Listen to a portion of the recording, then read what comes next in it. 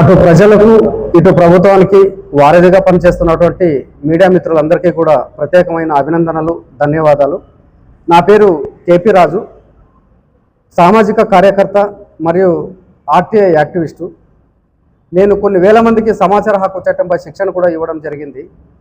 మరి 2024లో ఒక సంఘటన జరిగితే దాన్ని 1 టౌన్ పిఎస్లో ఫిర్యాదు చేసి కేసు నమోదు చేయడం జరిగింది.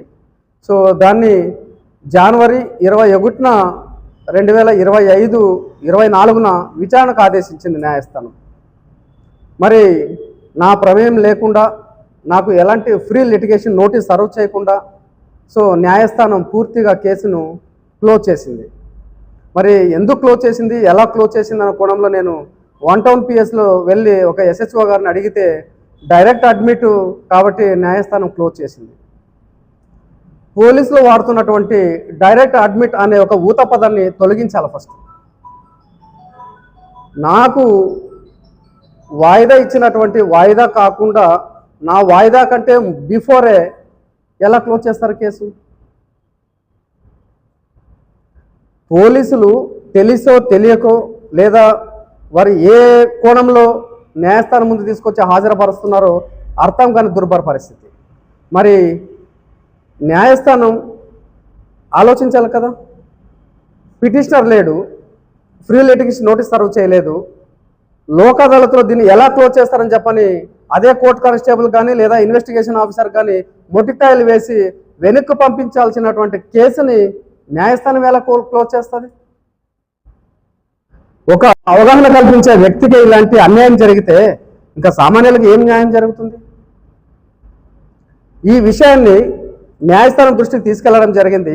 మరి అక్కడ ఎన్ని కేసులు క్లోజ్ చేశారు, ఏ విధంగా క్లోజ్ చేశారని చెప్పని నేను అక్కడ నుంచి డేటా కూడా సేకరించడం జరిగింది. సో ఇక్కడ దాదాపుగా కేసులు క్లోజ్ చేసినటువంటి వివరాలన్నీ కూడా మన దగ్గర ఉన్నాయి.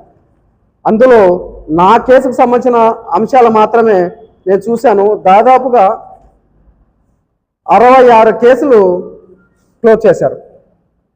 మరి ఇందులో నిజాయితీగా ఎన్ని క్లోజ్ చేశారు లేదా అక్రమంగా ఎన్ని క్లోజ్ చేశారు, ఇవన్నిటిని పర్యవేక్షించాల్సినటువంటి అవసరం కూడా ఉంది.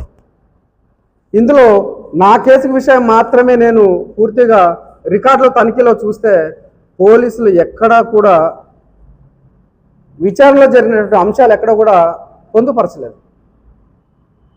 మరి మేము అపారంగా నమ్మకంగా విశ్వసిస్తున్నటువంటి న్యాయస్థానం పిటిషనర్లకు ఎలాంటి సమాచారాన్ని ఇవ్వకుండా ఇలా క్లోజ్ చేస్తే ఇంక మేము ఎక్కడికి వెళ్ళాలి?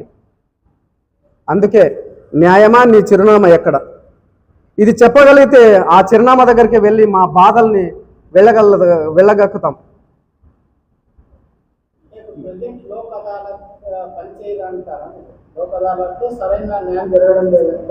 లోక్ అదాలత్ చాలా అద్భుతమైనటువంటి విధి విధానాలతో రూపొందించినటువంటి న్యాయ వ్యవస్థ. మేము చాలా గౌరవిస్తాం, అపారంగా ప్రేమిస్తాం. బీపీఎల్ కింద ఉన్నటువంటి ఎలాంటి వారికైనా సరే న్యాయ సేవలు అందించడంలో ముందుంటుందని చెప్పడానికి కూడా మేమే ముందుంటాం. మరి అలాంటి పేరున్నటువంటి న్యాయ వ్యవస్థ మరి పిటిషనర్లకు చెప్పకుండా చేయకుండా అన్యాయంగా క్లోజ్ చేస్తే మరి దీన్ని న్యాయ సేవ అధికార సంస్థ అనాలా లేదా అన్యాయ అధికార సంస్థ అనాలా? మీరే చెప్పండి. ఎందుకంటే కేసుల విషయంలో న్యాయస్థానాలు అపారంగా జాప్యం చేస్తాయి. సంవత్సరాలు గడిచినప్పటికీ కూడా ఎందుకు ఇంత ఆలస్యం జరుగుతుందని చెప్పి సామాన్యులు ప్రశ్నించే పరిస్థితిలో లేడు.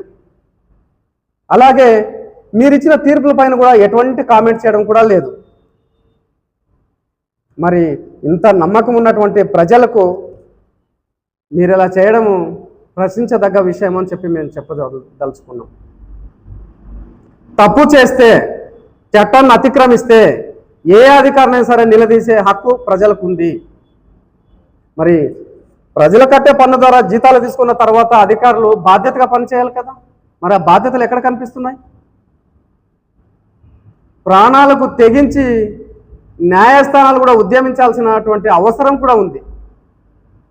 మరి ఇంత అన్యాయం జరిగిన తర్వాత నా యొక్క ఆవేదనను వెళ్ళగక్కడానికి నేను న్యాయస్థానం ముందు నిరసన కార్యక్రమం చేయదలుచుకున్నానని చెప్పని పర్మిషన్ అడిగితే న్యాయస్థానం తోచిపుచ్చింది.